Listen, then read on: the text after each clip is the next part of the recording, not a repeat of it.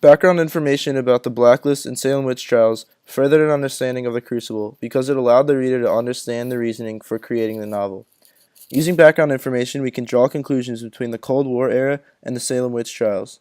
Arthur Miller used the play in order to draw similarities between the Salem witch trials, which were viewed as an absurd time because of the unjust trials, and the U.S. during the Cold War. The Crucible was created by Arthur Miller from the threat of communism in the U.S. in order to draw similarities between the two. Based solely on speculation, for the most part. The most famous instance of blacklisting in the United States history occurred in the entertainment industry during the 1940s and 1950s. Motion picture companies, radios, television broadcasters, and other firms within that industry developed blacklists of individuals accused of being communist sympathizers. Those firms then denied employment to those who were named on the blacklist, achieving the purpose of excluding and discriminating against suspicious individuals. People who were impacted the most included motion picture companies, radio and television broadcasters, and other firms in the Hollywood industry.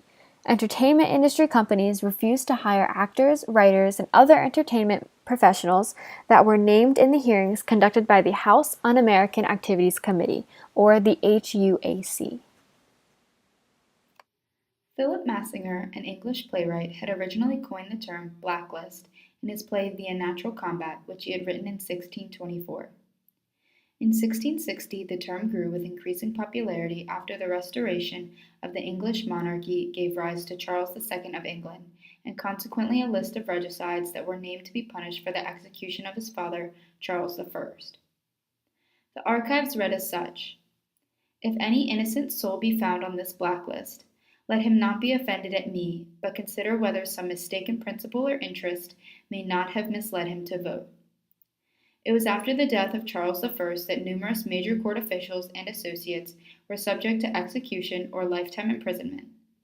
This list has now been referred to as an early blacklist. There were a number of aspects which facilitated the spread of the fear fueling the concept of communist expansion and thus a blacklist. Congress created the House of Un-American Activities Committee, HUAC for short, in 1937 to investigate radical organizations on the left, such as the Communist Party, and the right, such as the Ku Klux Klan, as a means of protecting internal security. In 1947, the administration itself began a loyalty program among government employees, and the Federal Bureau of Investigation uncovered several minor spy rings which suggested communist infiltration of the government. In addition to this, the end of World War II, the start of the Cold War, and Korean War all proved to be communist threats. This basically confirmed post-World War II fear of communists infiltrating the United States. Blacklisting in Hollywood came about largely through the work of the House of Un-American Activities Committee, which was formed to investigate the activities of communist, fascist, or other supposedly subversive and un-American political groups in 1937 to protect internal security. Though the committee was supposed to be concerned with all types of potential subversion, after World War II ended in 1945 and relations with the Soviet Union subsequently deteriorated, it focused largely on communism as a threat to the internal stability of the United States. In highly publicized hearings in 1947, 1951-52, and 1953-55, the committee sought to ferret out communist sympathizers, conspiracies, and propaganda in the entertainment industry. The HUAC hearings produced lists of individuals who had either been identified by witnesses as communists or had refused to answer questions in appearances before the committee on the grounds of the First Amendment or the Fifth Amendment. Entertainment industry companies, fearing that they would be perceived by the public as pro-communist if they employed people named in the hearings, then used these lists as blacklists, refusing to hire hundreds of actors, writers, and other entertainment professionals named in the HUAC hearings. So what happened to those who were blacklisted in the 1940s and 50s era of blacklisting? First off, there were an estimated 1,700 individuals that were blacklisted during its term of influence, and the most famous being the Hollywood 10, who went to jail rather than answering questions concerning their political affiliations. But after people were blacklisted, they really did not have too many options. Actors and directors were actually prohibited from altering their appearance in any way, such as facial reconstruction or wearing masks, so that if once one person was blacklisted, there was no way for them to get out of it unless they were writers, because writers were barely affected by the blacklist and could avoid it by working under pseudonyms, which is what happened with Abraham Polonsky, Walter Berenstein, and Arnold Manoff, who wrote most of the You Are There segments under pseudonyms while blacklisted in 1953, and Ian McClellan Hunter, who wrote the Adventures of Robin Hood series while blacklisted during the 1950s.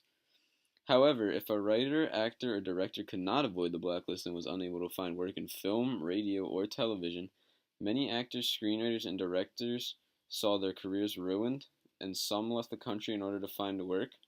But however, a despairing few committed suicide instead of moving to Europe or Mexico and in search of continuing their careers or starting their careers there. The Blacklist versus the Crucible. Hysteria in the Cold War era had created paranoia among citizens of the U.S., unsure if the people around them were communist or not. Arthur Miller related what he saw in the time period to the Salem witch trials, another time in history that was filled with paranoia. Neighbors accusing neighbors. Neighbors accused neighbors of being witches, similar to the Blacklist. People were encouraged to rat out their coworkers if they believed that they were communists. Both were ideological wars on the citizens who were involved and tried.